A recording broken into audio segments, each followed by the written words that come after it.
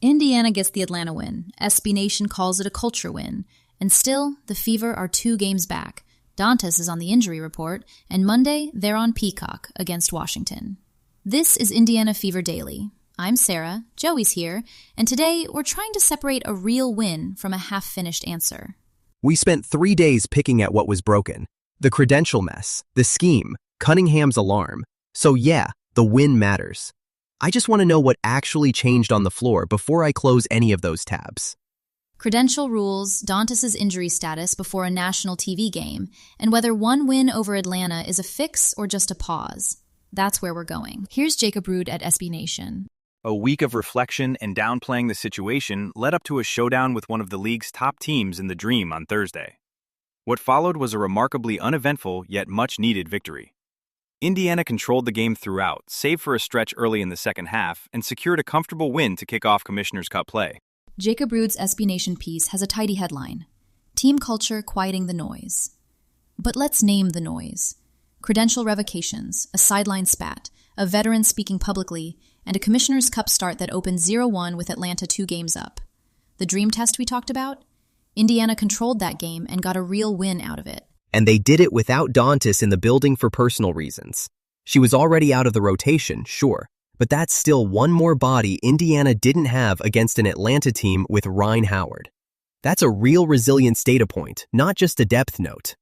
One win is a ledge grab, not a rebuild. Indiana is still 2 games back of a 6-2 Atlanta team, and Monday they're in Washington on Peacock.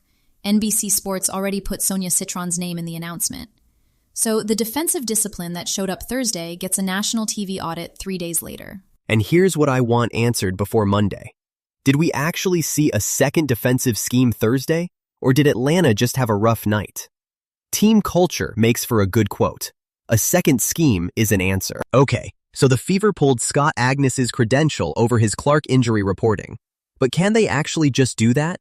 What do the WNBA rules and press norms even say about where a team's authority ends?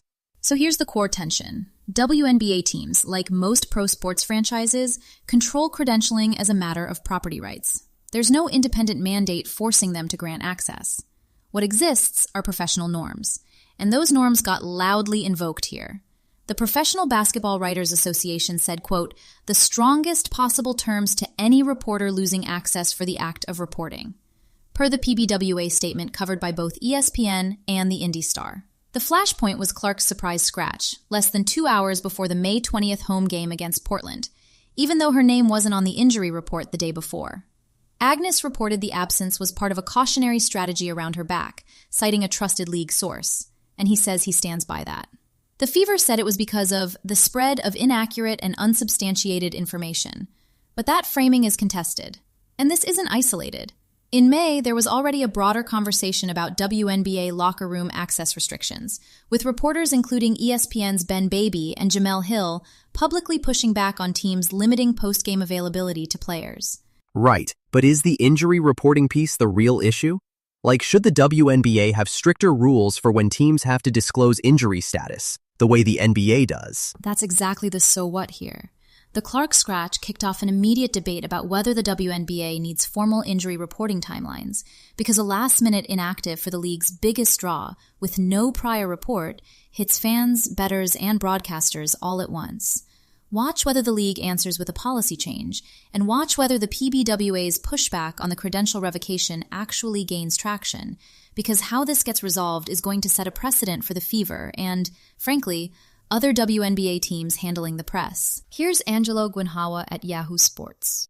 It's day-to-day right now with Didi. She's dealing with some personal stuff, and we want to give her the time that she needs to be able to deal with that, White said, per Chloe Peterson of the Indianapolis Star. Dantas update from Yahoo Sports. Angelo Guinhawa had her listed probable for personal reasons going into the Atlanta game, and she's still on the injury report today. Indiana won Thursday anyway, but her status for Monday in Washington is still live. And that's the part worth sitting with. The Fever beat Atlanta with Rhyne Howard, while shorthanded up front, with Dantas out and Clark listed probable for a back injury. That's not nothing. But Washington on Peacock Monday is a different ask than a home game when you're already thin. The personal reasons designation doesn't tell us much about the timeline, and the Fever don't have to say more than that. What matters now is whether she clears in time for a nationally televised road game. From Rowan Fisher-Schotten at Newsweek. The Fever, meanwhile, crashed all the way to number 11. ESPN's Michael Vopel wrote that Indiana must find alternate ways to defend and warned the team to keep their circle tight to block out the constant outside noise. The spotlight on Clark never dims, Vopel added, which can be a real grind for star players and their teams. So the Newsweek piece, Rowan Fisher-Schotten's byline, is technically a back-to-back losses story. But we're bringing it up now because Thursday's win already changed the frame. Indiana got the ledge grab. The 4-4 record it describes is now 5-4. Right, but that Newsweek drop is still the benchmark. They got to 5-4 after a stretch where Clark shot 4 of 19 combined, and Boston missed the buzzer shot in Golden State. That ranking slide was earned. One win over Atlanta doesn't erase it. It just gives you something to point at. And the piece ties the Clark drama to the losses as part of the pile-on, which is exactly the kind of packaging that makes the Agnes credential question louder, not quieter, going into a national TV game Monday. The Fever just beat the team that was ahead of them in the standings. Now Newsweek's power ranking story has a rebuttal attached to it. That is a different conversation than it was 48 hours ago. NBC Sports writes, Two-time WNBA All-Star Caitlin Clark and the Indiana Fever, 4-4, visit 2025 number 3 overall pick SONIA CITRON and the Washington Mystics, 4-4, at Care First Arena in Washington, D.C., Monday, June 8th at 7 p.m. Eastern on Peacock and NBCSN. Live coverage begins with WNBA Showtime, featuring Naismith Basketball Hall of Famers and analysts Sue Bird and Cheryl Miller and host LaChina Robinson. NBC Sports dropped the Monday Fever Mystics announcement, and the headline literally says, Caitlin Clark and Indiana Fever visit Sonia Citron, which is the right call, honestly. Citron gets top billing on her own home floor, and NBC is clearly trying to build a second name into this matchup. Both teams are 4-4. It's Peacock and NBCSN. Sue Bird and Cheryl Miller are in the booth. And 3 days after Indiana was on a ledge, they're suddenly the road team in a nationally televised even record game.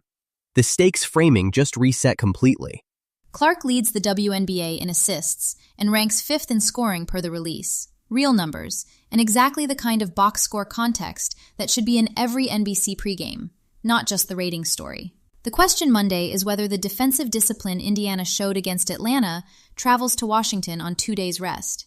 And Dantas is still on the injury report with personal issues, per Yahoo Sports. Indiana beat Atlanta short-handed up front, which is a resilience data point.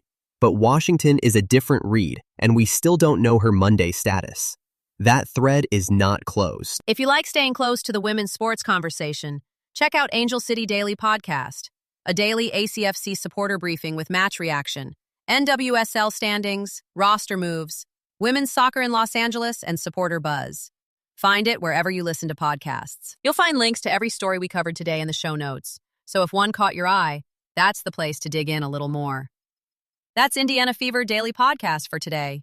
Thanks for listening. Enjoy your Friday. And this is a Lantern Podcast.